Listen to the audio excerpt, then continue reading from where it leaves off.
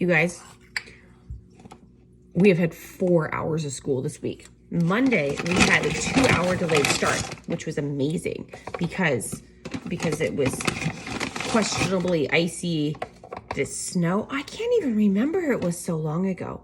And now it's Friday, and we had a snow day on Tuesday and Wednesday and Thursday, mostly ice, because we got these people that live out in the middle of nowhere and they can't be like driving on ice, which is amazing. Love that for them. Now it's Friday, and they're like, nah, we're just, wake up, 6:45, get those alarms going, get yourself to work, let's go.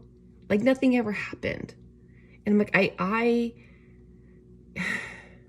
it was like Christmas break. It was like I was in bed, it was cold, and then they had blankets, and now I have to put on clothes, and I don't want to.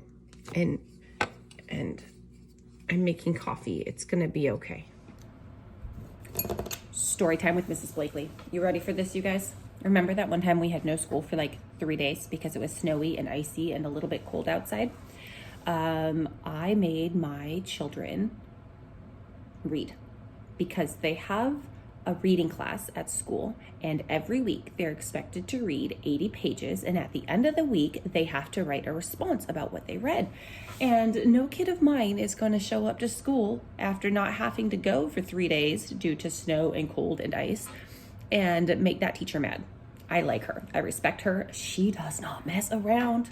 And so, I was like, dudes, get out your books. You need to read your books so that when you go to school on Friday, she's not going to be mad at you. She can be mad at all the other kids because they didn't get their books out and read, but not my kids.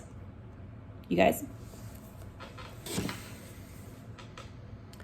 Both of them left their books here. So they're going to show up today after having read for 3 days straight. 3 days in a row.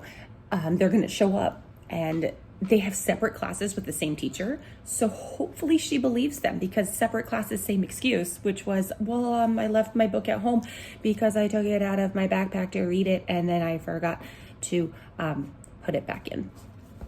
I have to go to work in like 20 minutes. So I'm going to bring these books at that time. It's probably going to be too late for at least one of them, though. They'll probably have already had class and have not had their book. I thought that was kind of funny, a little ironic that they made the effort to do the right thing and then are going to show up without what they need. On that note, I listened to a portion of this book the other day. Because I had to drive my kid to his friend's house, and on the way to the friend's house, I was like, you were supposed to read before we left. And he's like, oh no, I forgot. And I was like, I'll bet you did, because video games.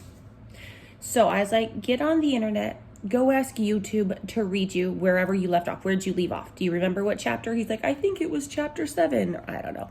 So he looks it up on YouTube, because you know what, you guys? Most any book worth reading has somebody reading you on audio. They'll read it to you. Like people like talking. Look at me. I love talking. They like recording. They like making YouTube content, video content. So as I get on the internet and find chapter 7 of this book and have somebody read it to you. And that is exactly what he did. So for 10 minutes on the way to his friend's house, we listened to whatever chapter he had left off on, so that I was like, okay, at least you did something. While I do prefer that he tries to read the words with his eyeballs, you know what? Science says that listening to a book is the same thing as reading it. Anyhow, the next day I asked him, I was like, okay, so where'd you leave off? Like, let's see where that's at. Let's go figure out exactly where you left off. Tell me what happened. And he's like, I don't know. What do you mean you don't know? Like, we were in the car together and I could tell you what happened. What do you mean you don't know? He's like, to be honest, and I can't fault him, you guys, because he's being honest with me. He goes, to be honest, I zoned out and I was like looking at cars and stuff. I don't know. He could not tell me what had happened. And I was like, okay, cool, awesome, love that. You get to read it again. And maybe this time you can listen to the audiobook and you can follow along, because my guy, every Friday you have to write about what you read during the past 80 pages. And I need you to be able to do that. He was not impressed. It's okay. So on that note, I like to say on that note, that's something I say a lot. On that note, reading comprehension is not everybody's jam. And it is more difficult for some than it is for others. I think some of us, I've read this, I've heard this, we see pictures in our brains. When we read or when we are read to, we can visualize what's happening. And I have to ask him because I don't know, but I have a funny feeling he doesn't see pictures when he reads or when he is read to. Pictures are not made.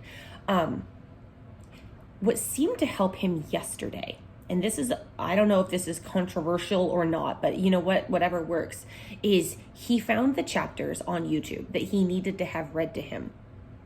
And then he played blockbusters and paint by number while listening, because that seems to help him concentrate a little bit more. I don't know. And then after he read 160 pages, we watched the movie, because this book has a movie. Now, that does not suggest to any of you, my dears, that you should just watch the movie. Don't do that. Do not do that. So many times the book and the movie are not aligned.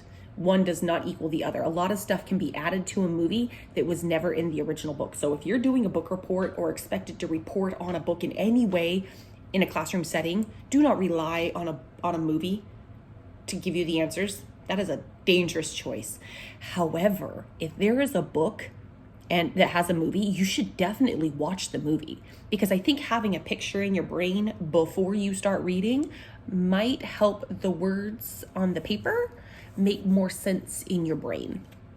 But you should always absolutely read or have the book read to you. Speaking of having books read to you, so you too, right? Like, here I am, I'm about to read you this book because I have this book and I thought that one chapter that I listened to was quite interesting. So I was like, I want to read that book. And if I'm going to read that book, why not be one of 100 people on YouTube that will read it to you? You know where else you can get books read to you? On Libby.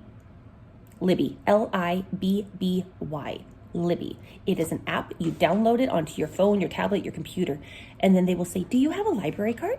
Would you like a library card? And then you just click the buttons and they hook you up with your local library. They get you a card for free, and then you can listen to all of the books for free. I will also read it to you for free because why not? Okay, so that's that. That is story time with Mrs. Blakely and how we ended up here and why I'm going to read you this book because I can. Cool. Okay. Chapter 1, Holes by Lois Sachar. Sachar? I'm not going to, by Lois. Lois wrote a book named Holes, and we are going to read it.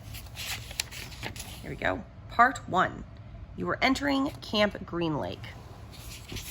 I apologize for the background noise. I have a snoring dog over here. Thor, say hi. Oh, hi, bud. The heater is on because it's cold outside. So every once in a while, it's going to kick on. But it's either that or freeze.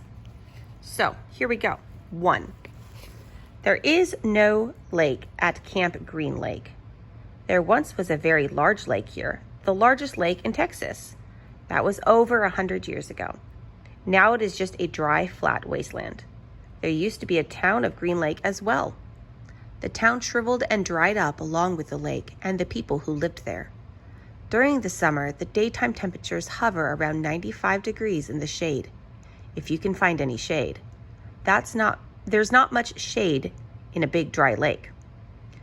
The only trees are 2 old oaks and the eastern edge of the lake. A hammock is stretched between the 2 trees, and a log cabin stands behind that. The campers are forbidden to lie in the hammock. It belongs to the warden. The warden owns the shade.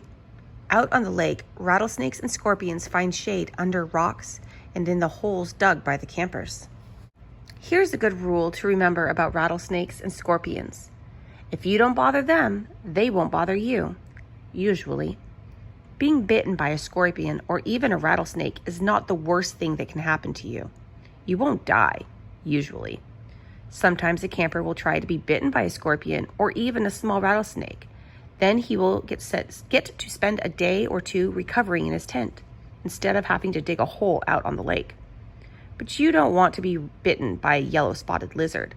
That's the worst thing that can happen to you. You will die a slow and painful death. Always. If you get bitten by a yellow-spotted lizard, you might as well go into the shade of the oak trees and lie in the hammock. There is nothing anyone can do for you anymore. Well, that was a short chapter. Thor, do you have opinions? Thor does not have opinions yet. All right, let's see what happens in chapter 2. Chapter 2. The reader is probably asking, why would anyone go to Camp Green Lake? Most campers weren't given a choice. Camp Green Lake is a camp for bad boys. If you take a bad boy and make him dig a hole every day in the hot sun, it will turn him into a good boy. That was what some people thought. Stanley Yellowknots was given a choice. The judge said, you may go to jail or you may go to Camp Green Lake. Stanley was from a poor family. He had never been to camp before. Uh-oh. I don't think Stanley knows what he's getting himself into. Here we go. Turning pages. Why, Stanley, why? Oh, that was chapter 2. Okie dokie then.